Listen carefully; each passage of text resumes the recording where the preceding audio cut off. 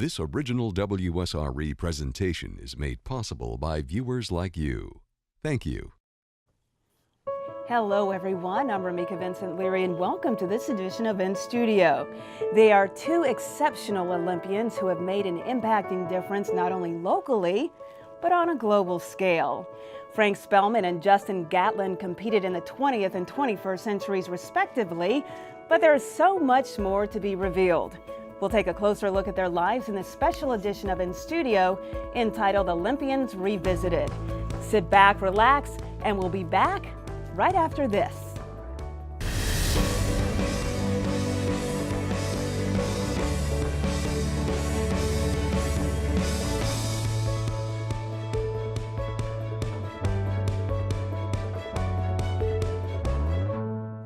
Welcome back, everyone. A little over a year ago, we aired a show entitled Olympians Among Us. At the time, 1948 Olympic gold medalist Frank Spellman sat down with me to discuss his expansive weightlifting career. We were also joined by Willie and Jeanette Gatlin, Olympic gold medalist Justin Gatlin's parents. And now he's recently been crowned the fastest man in the world to boot. Now, in this segment, we'll highlight the life of Frank Spellman, who passed away a short time ago. His legacy is far-reaching. And tonight, we're honored to speak candidly with several of his family members as we take an even closer look at Frank's remarkable life. I'm honored to introduce Kevin Spellman, Frank's son, his wife, Kathy, and Kevin's sister, Katie. Welcome to all of you. Now, before we begin our discussion, let's take a listen as Frank describes how he became interested in weightlifting. I was a gymnast. The heaviest thing I lifted was my body, doing gymnastic routines and things like that. Everybody in my family seemed to have the capabilities of being good, strong athletes. While in high school, I was in the gym and some fellow came in and he knew of me, but I didn't know him. And he asked me if I would show him some routines and tricks on the rings, and I said sure. And then I noticed that his physique was very unusual. He was very well built. I asked him what he did to get like that. He said, lift weights. I said, what's lifting weights? All right, such a remarkable man, Frank Spellman. Kevin, I get goosebumps when I hear him, and having known him, an exceptional person that really touched my life. Now, were you ever bitten personally by the weightlifting bug? Somewhat. Growing up as a teenager, I would start and stop, and he would be patient. And when I'd come in and say, I want to get started again, and that'd last until the next football game or something else came up that I wasn't going to be there to work out with him. But he was very patient and understanding, and every time I wanted to come back to do it, I would do it. But probably senior year in high school was probably the time that I really wanted to get into weightlifting and stayed with it for quite a while.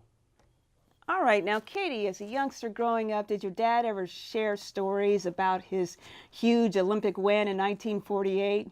He didn't really talk about it a lot. I mean, we knew of it, but he was always the one, if I was in gymnastics or whatever, he was always coaching, the one to coach me and my friends and that kind of thing.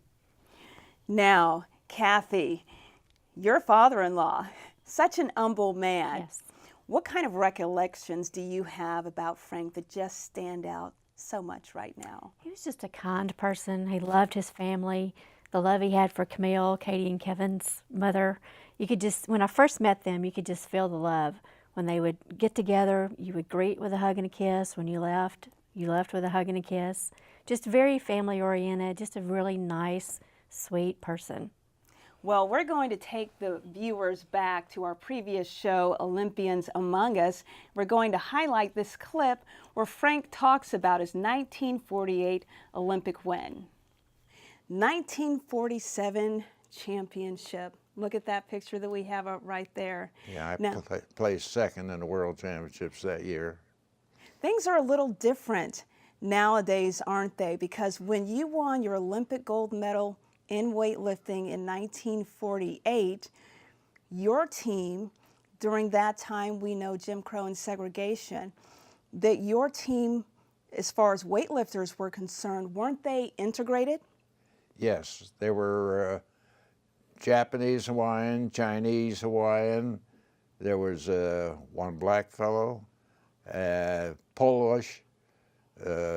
My people originally came from Germany, so, and the other middleweight was Ukrainian descent. So it was amazing that all these different folks Right, got together cultures. and were capable of achieving championship caliber lifting, and we all made a team. Out of a possible 6 gold medals for 6 different body weights, the Americans won 4 Olympic gold medals. Speaking of your Olympic gold medal in 1948, we do have some wonderful pictures of you. How much weight did you lift to obtain that gold medal in 1948?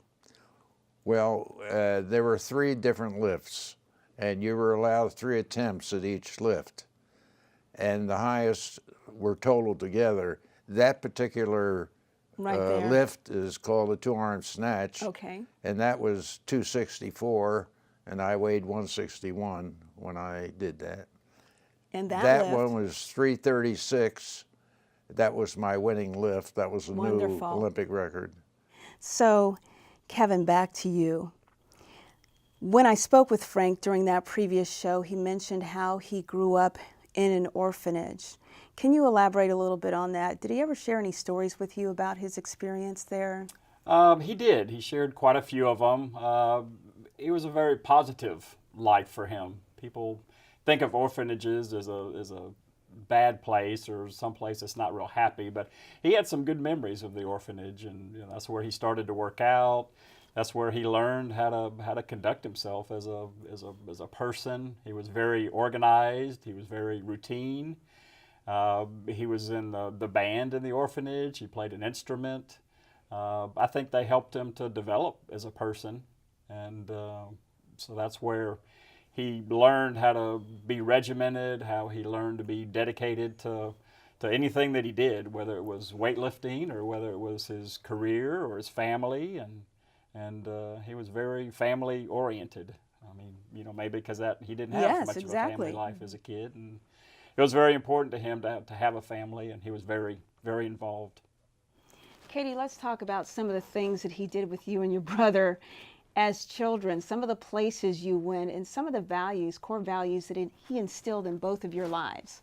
Well, it seems like we were always traveling and going places. We lived in California and went to Disneyland and San Diego Zoo and all that stuff you do out there. And it seems like we were always going on vacations and all that. What about fitness? Because Kevin, that was such a huge part of Frank's life. Tell us about the tradition that you and your dad had every week. Well, recently we had the tradition of going to lunch every week.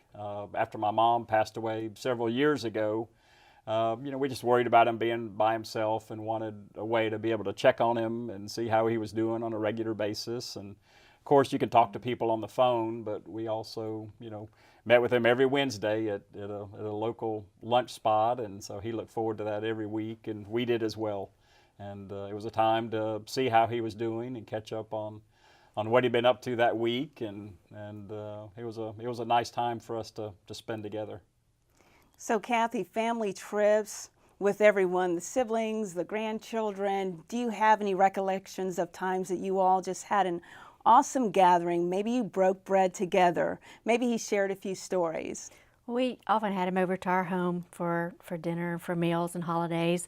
We actually went to Katie's house in Tulsa for weddings, and so we would all travel out there and get together. And it was nice times to have everyone together. And they appreciated family and everyone being in one place and being together. One thing that Frank mentioned to me that really stood out, During the time in which he competed in the Olympics, it was time of segregation right here in this nation, and he was a great friend of Olympic sprinter Jesse Owens. Frank never met a stranger. Is that right, everybody? That is right. It's true. That's true. Kevin, do you have a shining example that maybe stands out in your mind of a situation in which your dad may have told you a story or two about maybe workplace environment or just meeting someone anew? He always aspired to anybody that was interested in sports. You know, of course, weightlifting.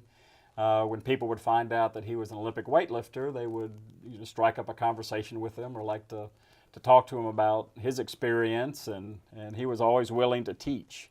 He really enjoyed teaching others about weightlifting, and especially the younger generations that maybe didn't know, the Olympic style weightlifting. He was very interested in doing that, and he met a few, young guys through the gym and coached them, and they were very interested and appreciated his knowledge on those types of lifts. Now we know that he worked out several times a week, correct? He did. He enjoyed doing that. He had a routine that he was at the gym every Monday, Wednesday, Friday at 9 o'clock in the morning, and he was done at 10:35, and he lived for those days. And Kathy, I see you shaking your head. Were you at the gym? No, at but any he time had when a you did that? routine. You didn't call him if you knew it was time to go to the gym. He had his dinner at a certain time. He had his lunch at a certain time. He was very regimented. And I think that goes back to his training days and when he was younger and how he grew up. All right, we will definitely have more with all of you in just a moment. So folks, as we head to break, it's worth mentioning that Frank had a wonderful sense of humor. The following clip describes his experience meeting boxing phenomenon Joe Frazier. I was with a group of people that were honored in Atlanta for the tryouts for the 2012 Olympics, and Joe Frazier was amongst one of the honorees, and Bruce Jenner, and there was a fellow by the name of Smith who's a jiu-jitsu expert, and there was a wrestler and two lady jiu-jitsu experts, Olympians. And so we were all sitting around the table, and that's when they came up. The great introduction. Yeah, Bruce wanted to know how many children that Joe had. Joe said 10, and Bruce said, huh. How many did he He have? said, I have 11. Oh, wonderful. Yeah. Let's talk. So I knew Bruce when he was a man. And rightly so. Yes, you did.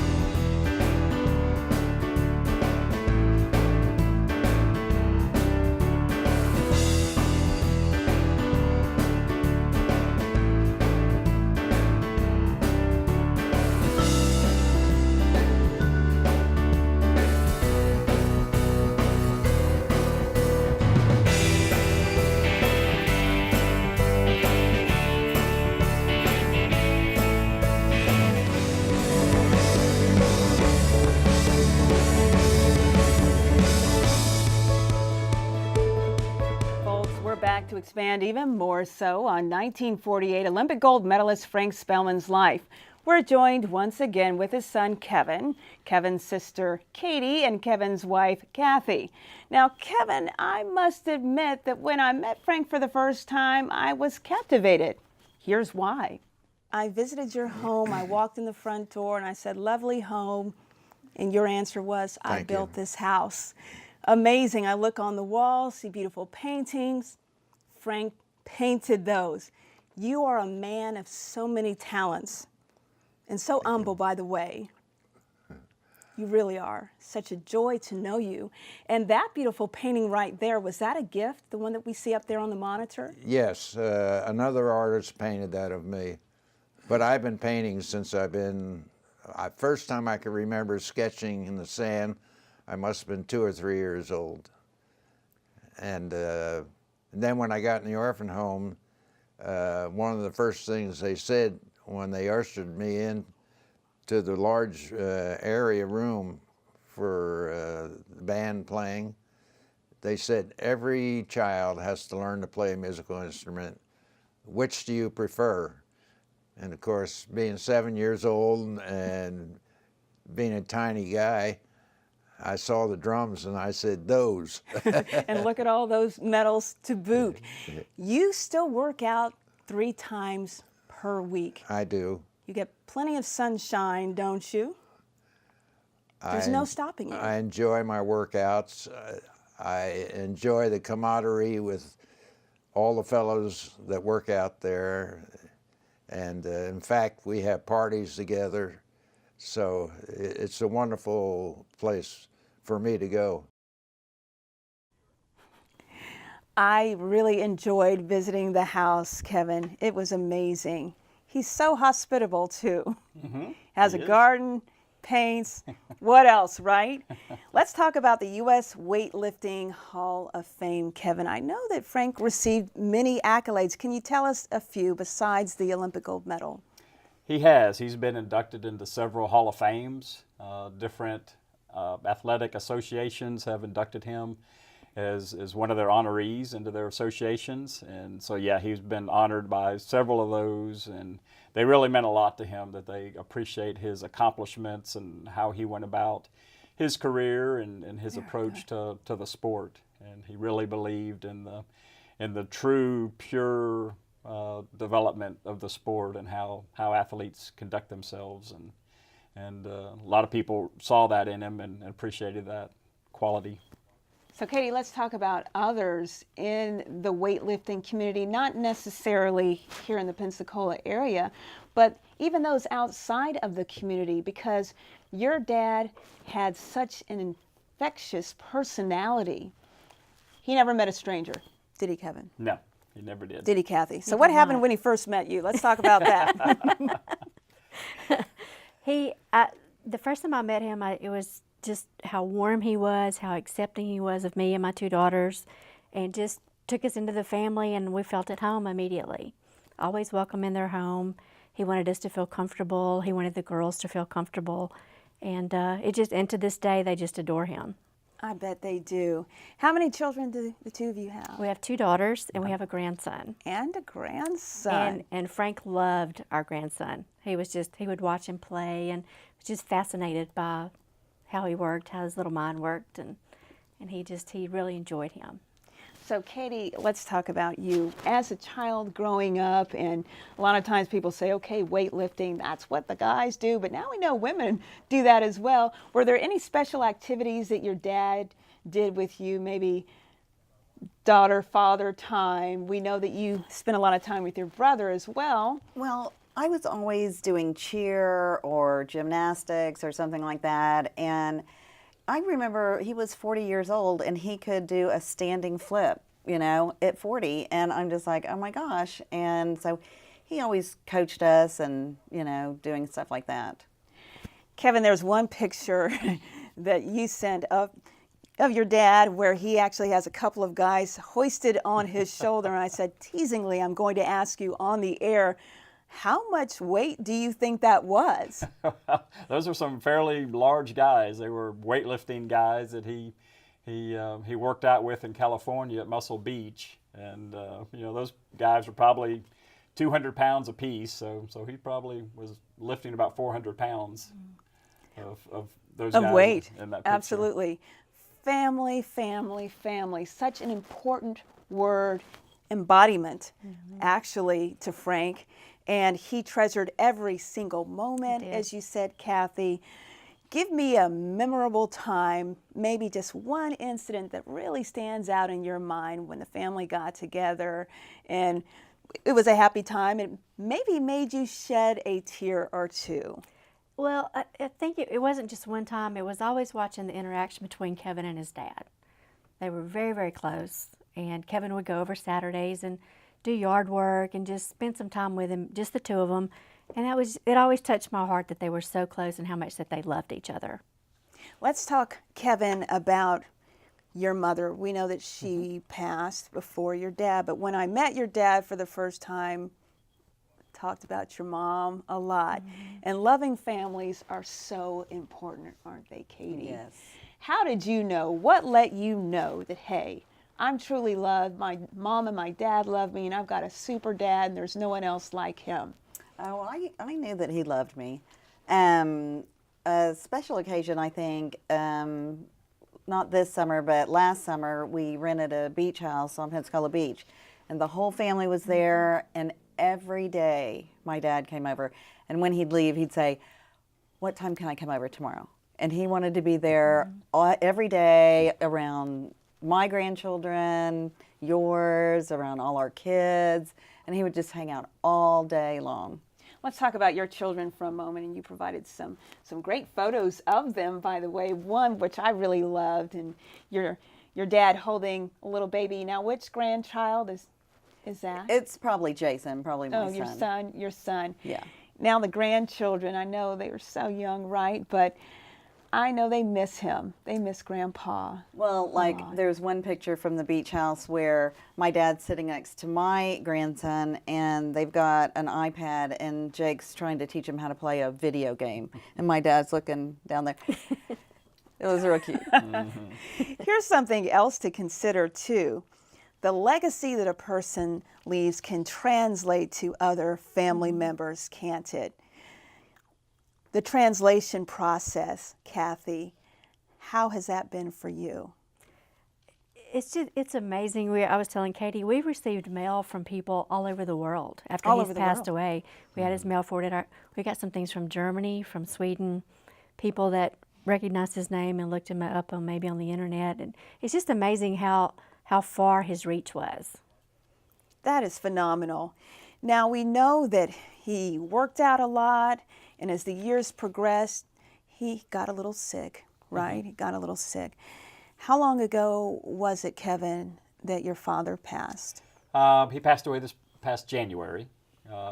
He got ill in December last year. Okay. And so he was in the hospital quite a bit, and they were trying to do different things. And he had a AFib condition, and it developed into other problems for him. And so they tried everything they could, and he just didn't want to go to a nursing home. And he told the people that, the doctors, that this was his wish. He was very clear-minded when he talked to all the doctors, and so they completely understood and agreed with his wishes. And he wanted everybody to be happy about his life. There wasn't any sadness about it. His friends came every day to his hospital room, his gym family, and all the people that he lived with and interacted with every day. And so they spent enormous amounts of time with him, and everybody got to say goodbye, and that's what he wanted. One interesting thing that stands out in my mind is I never heard Frank utter a negative word about anyone or anything. Solid True. Foundation. True. And that resonated so well for me. Yeah. Because he's a man of principle. I'm saying is because he's always impacting me. And I know he's passed on, but in terms of his legacy, it is life. It is. It is. As far as I'm concerned, it is life. Now, there are some pictures that you all provided, holiday pictures, Thanksgiving, everyone around the table. How important was it for the family to get together? I know that you've had vacations and such, but some families maybe have a member or two. It's a busy time and you just can't do it, but it appears to me that you all always made that time.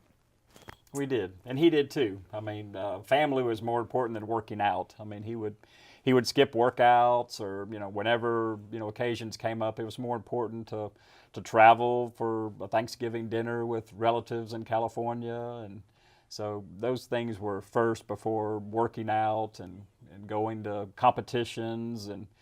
And you know, he'd rather work out in the garage than go to a gym with a bunch of people because he Yes. wanted to be close to home. And so he would actually set up his weights in the garage. And we live a few places that it got really cold, and he'd go out there and lift and come back inside to warm up and go back out to do his set and come back in. But that's the way he wanted it, and he didn't want to have Anything to change, right? He did. He wanted to stay in the home with the family. So, Katie, we know that Frank competed for 19 years, traveled all over the world. Now, did he do any kind of competing after the two of you were born? Not on a think big so. basis, no. He Exhibition, maybe? He was asked to judge several competitions, and so we would go to different places, and they would ask him to be a judge. He did try to compete, I think, when he was in his 70s. We went to a competition over in Biloxi, but nothing really significant. But it was just more important for him to have a routine and to work out and achieve his own personal goals for weight limits and repetitions and sets, and so that's what made him happy. Such a remarkable man. And motivated him. Now, I must say, there's a clip that we have shortly after your dad won his gold medal. An exceptional day for him. He went up to his coach and they had a little conversation, and we're going to share this clip as Frank recalls that exciting moment. And I walked up to the coach, Bob Hopkins, and I said, Bob, this one's for you. And I did it, and he had a tear in his eye. When I came back, he said, Frank, for the rest of your life, you'll be known as an Olympic champion.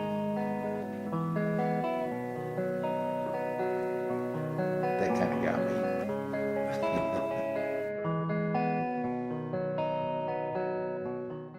All right, I think I feel some tears welling up in my eyes right now after hearing that.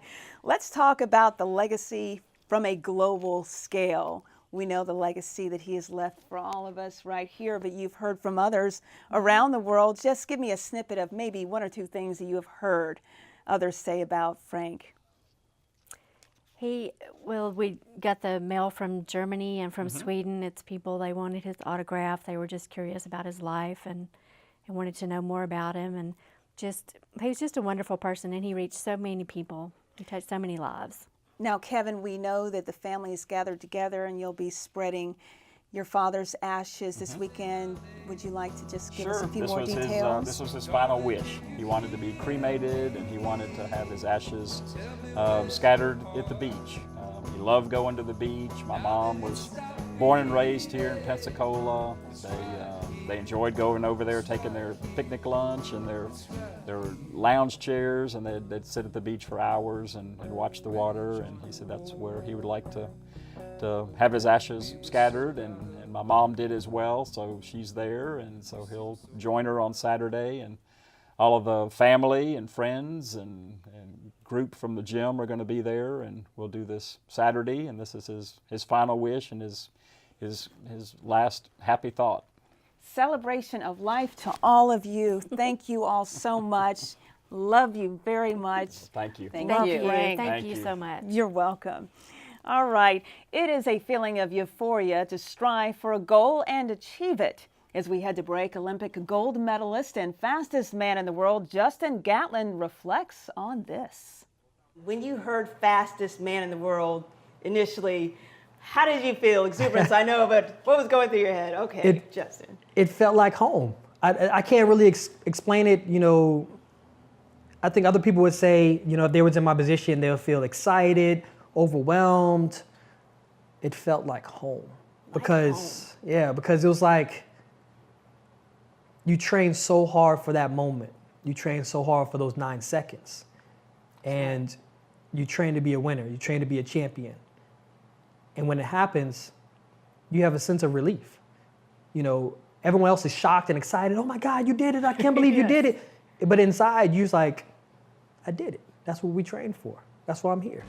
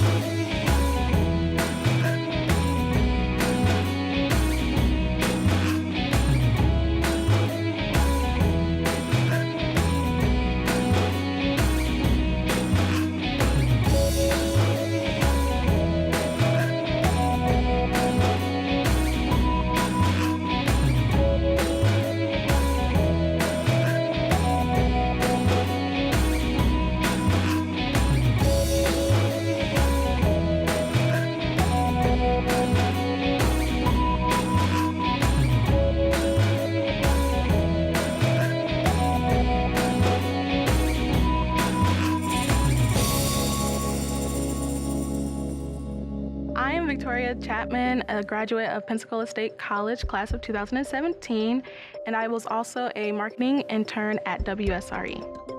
I worked behind the scenes, working on press releases and media alerts, one-sheets, drawing up for presentations, and the employees here and in what they do, the passion and the reaching out into the community, engagement, education. It was more than just television.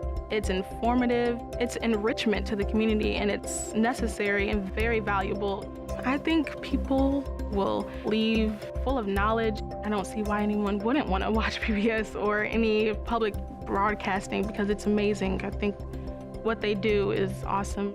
If you value local programs that enlighten and empower viewers to make a difference, then tell us. Pledge your support for WSRE and be more.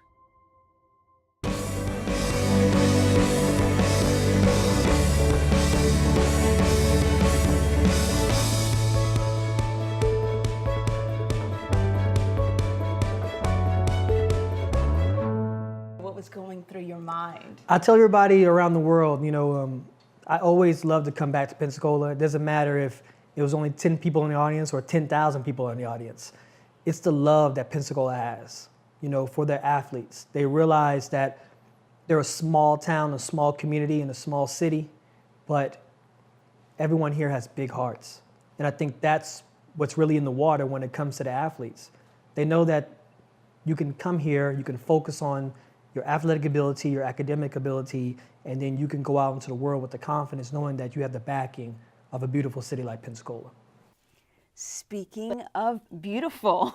Now, folks, his track and field journey started at Woodham High School, but for Justin Gatlin, that was just the tip of the iceberg. With numerous Olympic gold medals garnered already, he's adding yet another accolade to the pack, fastest man in the world. We'll share more of our exclusive interview with Justin during the remainder of our show. But first, we're so glad to have Justin's parents, Willie and Jeanette Gatlin, back again. We'll be continuing where our previous show, Olympians Among Us, left off. So good to see both of you. Good to see you. Good now, to be with Willie, you. I have to ask you, this crown here is beautiful. What is it? And give us the backstory. It's a part of an ensemble that he won at the World Challenge when he went to Moscow, Russia. There was a cloak to go with it, and he won the 100 meters, and got a chance to be rode around in a chariot, a horse-drawn chariot, after he won the World Challenge in Moscow. And this is part of it. How long ago was that? What year was that? Jeanette, tell us what year that was. That was 2005. Yes. Yeah, 2005. Actually, it was the end of the season. Okay. Justin was not interested in going until he heard about the paycheck. Oh, and it must have been hefty, huh? Healthy, quite healthy. All right. So when we left off, Justin was about to head to Rio for the Olympics in 2016. So we're going to find out more in Justin's own words about the 2016 Olympics. Preceding the 2016 Olympics, of course, there was a lot of talk about Usain Bolt. People were saying, is there some rivalry there? How did you overcome all of the pressure for the 100-meter event preceding Rio?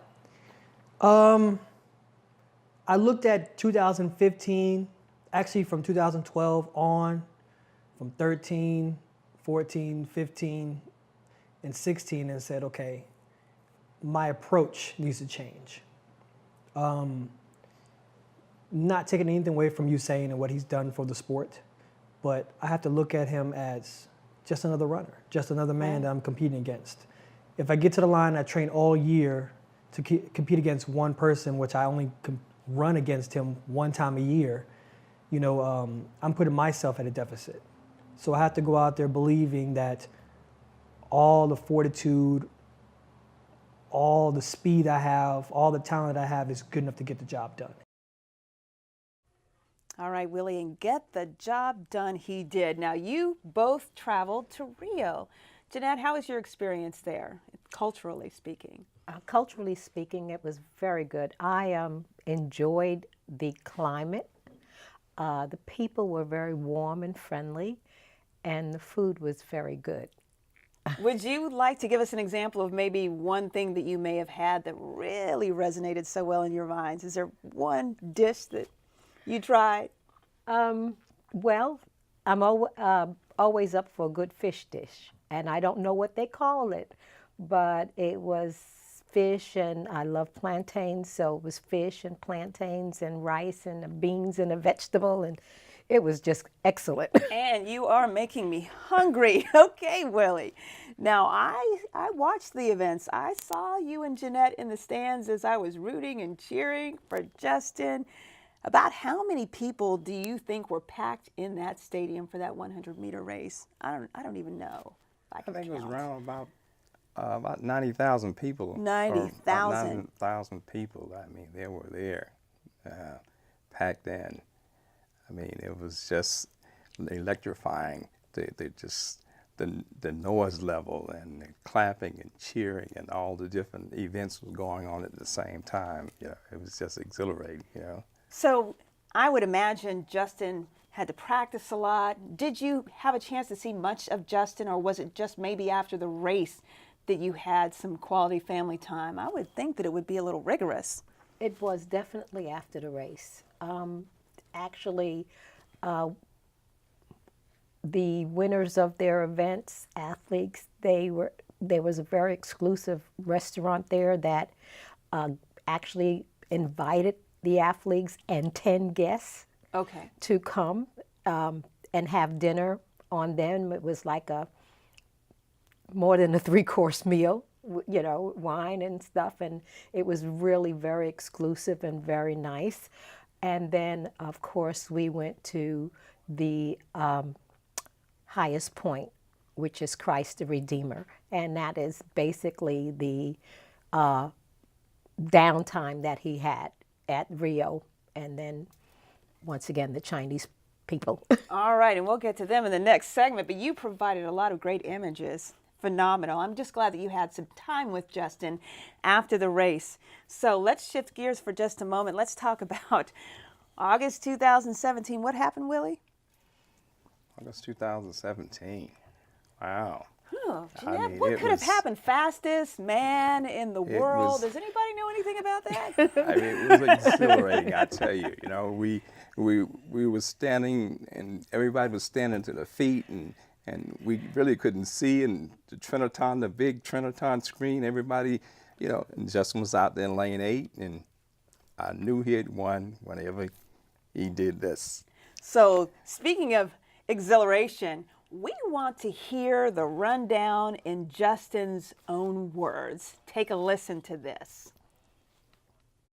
Step by step, take us from start to finish of the race. What was going through your mind, 100 meters? Man, I was just thinking at the starting line, I think the last couple of races, I had to figure out, like, okay, I wanted to get out in front and hold off the field and hold off Usain as long as I can. And I felt like that was a good strategy, but wasn't good enough. And it's proven that it wasn't good enough for me as a runner. It was good for Christian Coleman, who grabbed the silver right behind me. But for me, it was a little different. Watching myself, and I had to go back and watch races from 2004, 2005, and 6, where I wasn't the best starter in the world. I wasn't getting out in front of the field. I was getting out with the field, right? And I was able to run everyone down or kind of stretch the lead. And I said, well, I have nothing else to lose. This is Usain's last year, his last championship, his last race. I was like, well, let me try something different, because obviously what I've been doing has not worked. So I put my ego aside, I put my habits aside, and said, okay, let's go back to the beginning where it started from. Where I've gained my championships and I gained my notability. That was my top end speed, and that was what I was able to work on. In 17, I got injured, and it kind of forced me to work on my top end speed because my start wasn't where it needed to be. I wasn't strong enough, and it showed in the race. I got out, I wasn't in the lead, but I was able to hold on with the pack, and then halfway through the race, I just kicked in another gear, and I just kept running to the finish line. All right, so I see, Willie, a beautiful blue shoe. Tell me what all this is. This is a spike that was worn on the feet of Justin Gatlin, the fastest man in the world, that won Your the world son. championship, our son. He has one and I have the other. I like that. So he gave Dad the other shoe. I Yes. love that. That is a sign of humility. Yes. Absolutely. Now, there are a lot of people that would want that, right, Jeanette? The museum, the National Museum of African American History, has already asked for it to be put into the museum. Decisions. Yes, but Justin took his shoes off immediately after he finished, came across the finish line, came over to where we were, and handed us his shoes. So there it is. He shares, and he was happy to let his father share in that with his shoes. Willie, I think that is amazing. Now, we have to mention this, though. Preceding the Worlds, we know Justin, Usain. Are they friends? Are they not friends? Is there any kind of relationship off the track?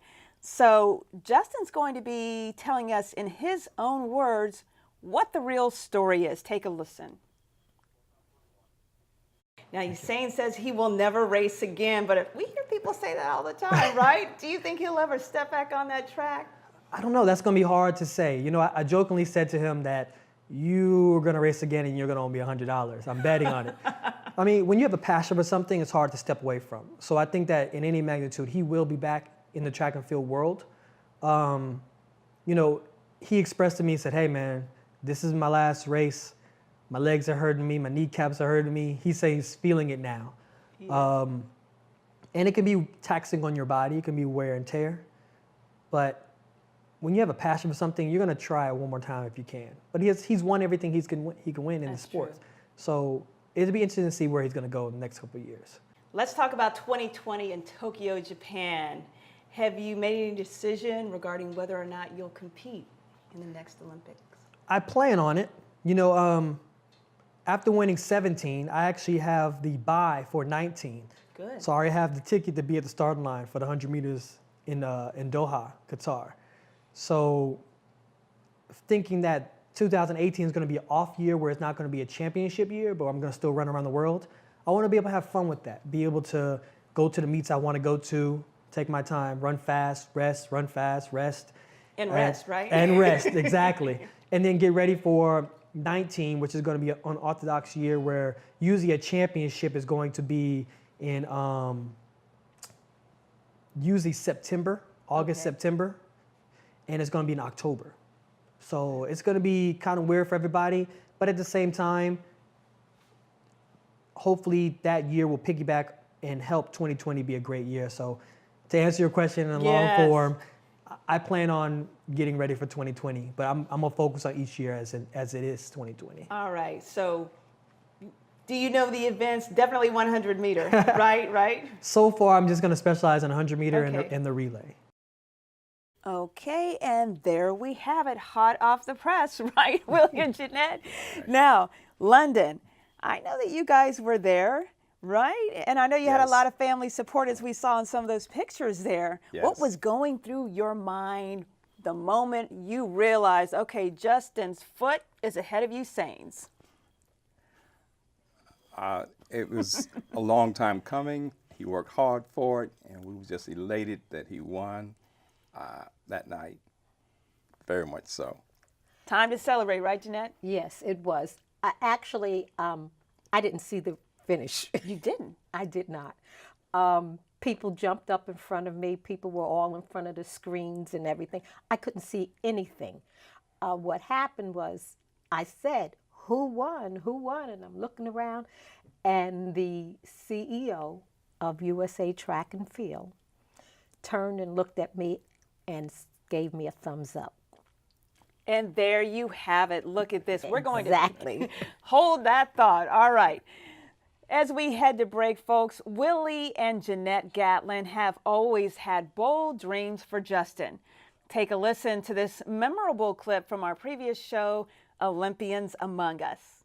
And I know, Jeanette, you said Justin doesn't like it when his medals are shown, but we reviewed a few pictures. This is just one of them. This is the UT room that you have at your house, right? Yes. Right. And Wheaties boxes, the one on the left from the the one on the left and the one on the right, both look like they're from the Olympics. Well, the one on the left is in the blue. Okay. Is the Olympic Wheatie box. Okay. The other one is a dummy Wheatie box. dummy Wheatie box. That his dad and I made up for him. Really? When he was in high school. So you had big dreams back then. We were just horsing around. We didn't even really give it a lot of thought. It looks authentic. It really does.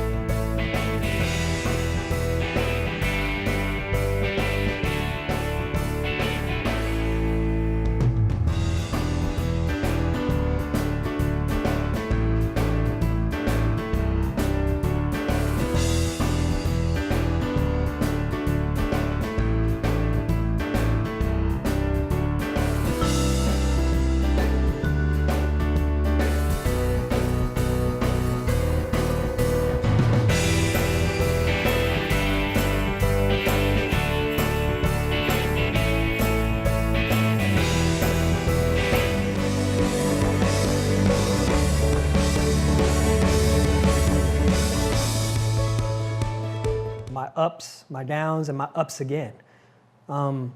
It puts me in the position where I know what it feels like to be the fair-haired child, you know, the one that everyone loves. It couldn't do no wrong. And then once I was away from the sport, you know, I was a stepchild. I was a guy who was, you know, always reaching to be the best, and it was just never enough. And then be able to come back and being strong again, being loved and respected again, you know. So it shows that life can be very judgmental towards you, but that's what life is. That's how we are as humans. Right. And I don't have a chip on my shoulder because of that, because I know that's how we are. But I just have to be myself. I have to be who I am and go through life and say, okay, at the end of it, I've been Justin. I didn't waver back and forward and being someone else, or, you know, let everyone else's opinions cloud my judgment of who I am.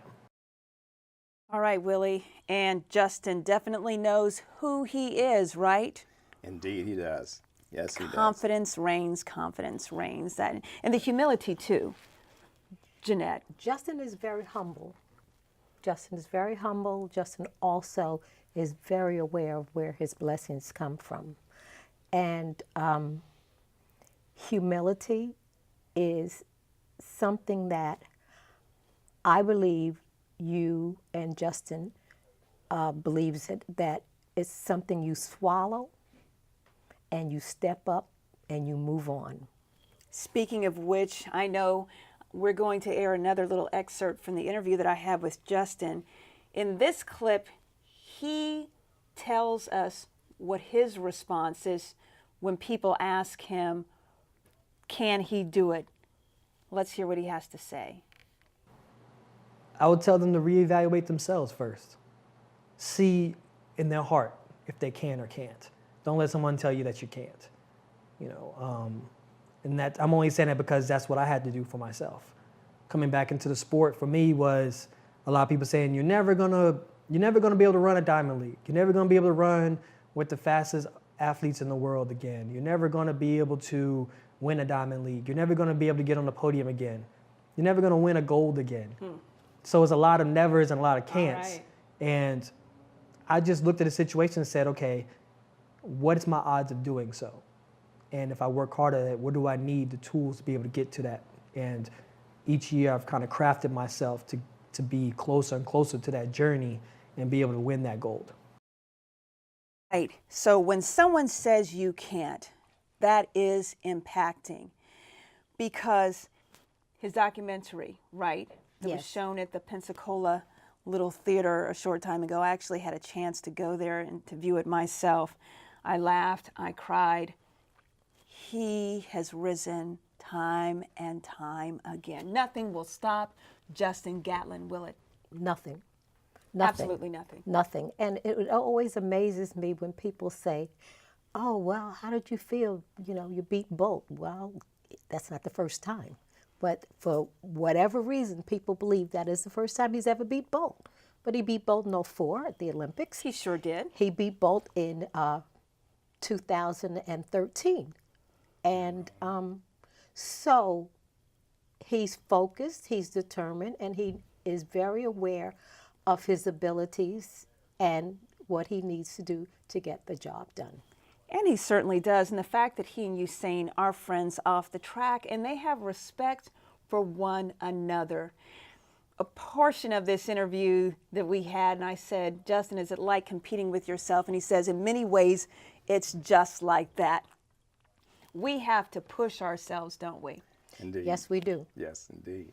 Let's talk about some of the other things that Justin has done. Now, I didn't know that Justin liked a pot, a pan. He can cook. Listen, he was on a Chinese cooking show. Talk about that, Jeanette, briefly. Actually, the Chinese cooking show was in Rio. Oh. And shot in Rio. Yeah, in Rio. They wanted him to come on the show, and they wanted to send it back to China. And he got up there and he cooked and enjoyed every minute of it because he likes to cook. And we ate, and it was just really funny and wonderful. Now, let's talk about an event that happened October 7th in Pensacola, right here in the area. In Justin's honor, one of the theme colors was gold. Now, these incredible gold shoes that Justin had on looked like 2 gold bars, for goodness sake. You had this special event in his honor, and he deserved it, right? I believe he did. He absolutely did, 110%. You all look good, too. Well, you look good now. You always look good, don't you?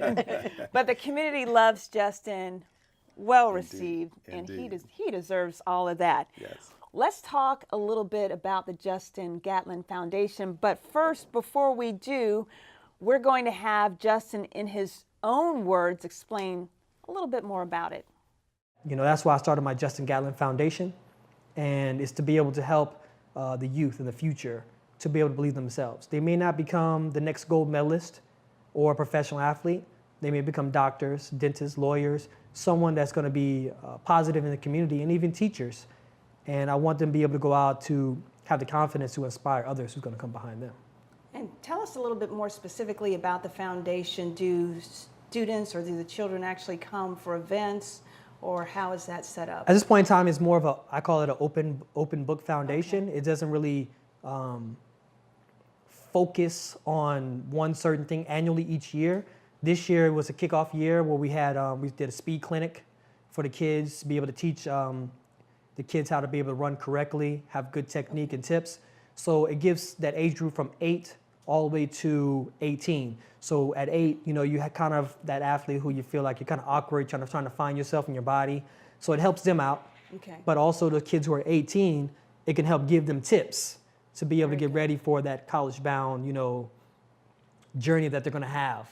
You know, Absolutely. So I try to help within that area for all those kids. Tell us a little bit more about the Justin Gatlin Foundation. I know that anyone that is interested can follow him on Facebook or Instagram, but talk about a couple of the other things that have been done recently regarding the foundation. The foundation was kicked off in Staten Island. He did a training workshop with a lot of athletes from high school around the New York area, and a lot of sponsors were there and in support of kicking off the foundation. The person that actually started the foundation, or should I say actually supported the first kickoff of the foundation, is someone that is on the board of USA Track and Field. And Justin and him, they were having a conversation, and he said that, you know, he would do all he could. Since he's from New York, let's kick it off here and do the foundation in New York, the first event. And that's exactly what they did. Well, it's not really an event, but it's actually a training camp. Right. And they did it. Yes. And it takes time to put these things together. So when people follow Justin on Facebook and Instagram, they're going to have the latest breaking news, all the updates.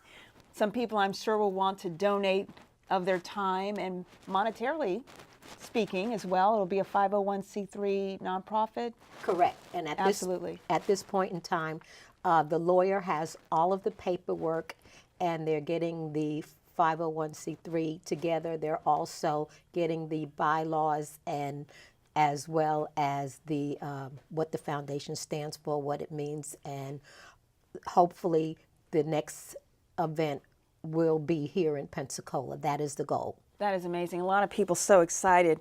Some parting words. I know that Justin is not here tonight. We've heard from him.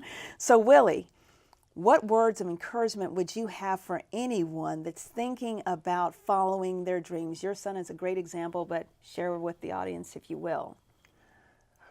Find your niche and let it be a challenge to you, and proceed until your goal is accomplished. Jeanette? Think it, say it, claim it, and it shall be given. I'm stealing that one. All right. Many thanks to both of you, Willie and Jeanette Gatlin, parents of the fastest man in the world.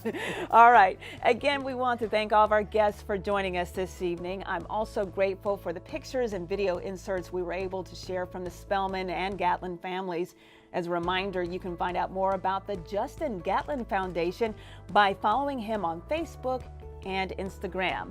I'm Ramika Vincent Leary. Have a good evening. And remember to keep it locked in right here on WSRE PBS for the Gulf Coast.